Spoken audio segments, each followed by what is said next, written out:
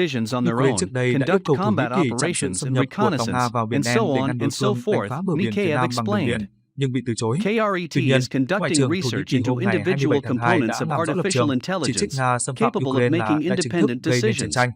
Đồng thời viện dẫn các điều Small-sized khoản của devices Công ước having a quốc tế mass of để đi about chặn 1 con or đường 2 thủy chiến lược quan kilograms trọng. have been created Trong vài ngày already qua, to Thổ perform Nhĩ the Kỳ chỉ function of thận trọng nói rằng targeting cuộc tấn weapons công của carried Nga by vào small Ukraine drones. là không thể chấp nhận được. Cho Sukhoi đến ngày 27 Su-57 tháng 2, fighter khi jet trả can lời phỏng carry vấn 4 của truyền drones thông nước ngoài, attack Okhotnik. Ngoại trưởng Thổ 5 Nhĩ Kỳ ASEAN Mevlut countries interested, Cavusoglu including hy vọng hai Indonesia. nước Nga Ukraine đàm phán, Russia nhưng mô tả continues to Nga không chỉ develop the phát động các cuộc không capabilities kích. of their fifth Bây giờ tình generation hình ở advanced Ukraine fighter là một jet, cuộc chiến the tranh Sukhoi và tuyên bố sẽ thực thi Su-57. công ước Montreux của Most luật pháp quốc recently, tế. this fighter Được jet biết, is có capable ít of nhất 6 carrying tàu mặt 4 nước và attack một tàu drones, ngầm của a Nga đã đi qua eo capability biển that has Thổ Nhĩ Kỳ attracted trong tuần 5 này. ASEAN Theo công ước, countries to các quốc gia ký operationalize kết it. có thể kích hoạt điều khoản hạn Not chế just tàu bè any qua attack eo biển drone, Thổ Nhĩ but the Kỳ trong latest trường hợp heavy xảy ra attack chiến drone tranh of hoặc the bị đe dọa. Okhotnik type. Tuy nhiên, ông Later, Cavusoglu nhắc lại rằng Thổ Su-57 Nhĩ Kỳ pilots không could thể ngăn cản operate tất 4 cả các drones tàu at đi qua eo once, biển, chẳng hạn simultaneously, như các an tàu industry quay trở lại source căn said. cứ của họ hoặc được miễn trừ Currently, khỏi công ước the này. option to Tổng thống control Nga attack Putin điện drones đàm from the với Tổng thống cockpit Pháp of the đưa ra 3 điều Su-57 is kiện giải being quyết worked khủng hoảng. out.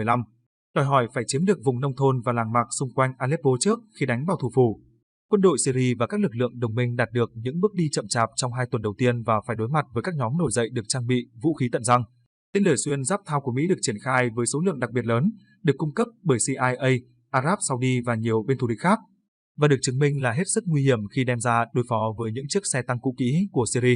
Những tên lửa được dẫn đường bằng dây này được cung cấp bởi một trụ sở của CIA ở Thổ Nhĩ Kỳ, và những kẻ nổi dậy chỉ được nhận thêm tên lửa nếu như họ chứng minh được với đặc vụ CIA bằng video rằng vũ khí này đã được sử dụng trong chiến đấu. 850 xe tăng lỗi thời không thể chặn nổi Nga, Ukraine lấy lượng bù chất và hậu quả trên chiến trường. Ngày 25 tháng 2 năm 2022, điều này dẫn tới việc một số đoạn video xuất hiện trên mạng, trong đó cho thấy tên lửa thao được phóng vào các mục tiêu của quân đội Syria. Theo một số kẻ nổi dậy mà Reuters từng liên hệ, Lực lượng của họ nhận được nhiều lô tên lửa thao mới để chống lại quân đội Syria vào thời điểm cuối năm 2015, từ đó gây ra tổn thất đáng kể cho quân đội Syria. Isa al-Turkmani, một thủ lĩnh của nhóm Sultan Murad, được phương Tây hậu thuẫn, từng tuyên bố, chúng tôi đã nhận được thêm rất nhiều đạn dược so với trước đây, bao gồm đạn pháo cối, ống phóng rocket và tên lửa chống tăng. Chúng tôi nhận được thêm thao trong vài ngày qua. Chúng tôi đã chứa đầy kho sau những đợt chuyển hàng này. Sự khác biệt quan trọng giữa việc Mỹ cung cấp vũ khí sang Afghanistan và Syria và cho Ukraine là ở hai quốc gia trước Mỹ cung cấp vũ khí cho các bên phi nhà nước nên mập mờ về mặt pháp lý, trong khi Ukraine lại là một nước thành viên của Liên Hiệp Quốc nên có quyền được nhập khẩu vũ khí. Bởi vậy, CIA trước kia phải hứng trách nhiệm vì tuồn vũ khí sang Afghanistan và Syria, trong khi ở hiện tại, chính phủ Mỹ có thể công khai cung cấp vũ khí cho Ukraine. Chính phủ Mỹ đã tuyên bố sẽ chuyển thêm tên lửa Javelin và có khả năng là cả Stinger cho Ukraine trong vòng 48 giờ, có thể khiến cho loại chiến thuật chi phí thấp nhưng hiệu quả này trở nên phổ biến trong tương lai. Chiến thuật từng được áp dụng để gây tổn hại cho Nga, Syria và trước đó nữa là Afghanistan và Liên Xô, càng giúp cho Mỹ có thêm động lực để phát triển thêm các loại vũ khí vác vai mạnh mẽ, từ đó có thể gây thêm tổn thất cho các bên thù địch trong các cuộc xung đột tương lai. Hình ảnh cho thấy 1 trên 5 hạm đội MiG-29 của Ukraine bị tiêu diệt chỉ trong một đòn tấn công của Nga. Ngày 28 tháng 2 năm 2022, M270A1 và M142, hai hệ thống tên lửa cực nguy hiểm mà Mỹ đang sở hữu. Ngày 28 tháng 2 năm 2022, máy bay chiến đấu 30 năm tuổi của Ukraine chịu lép về trước phi đội của Nga. Ngày 26 tháng 2 năm 2022,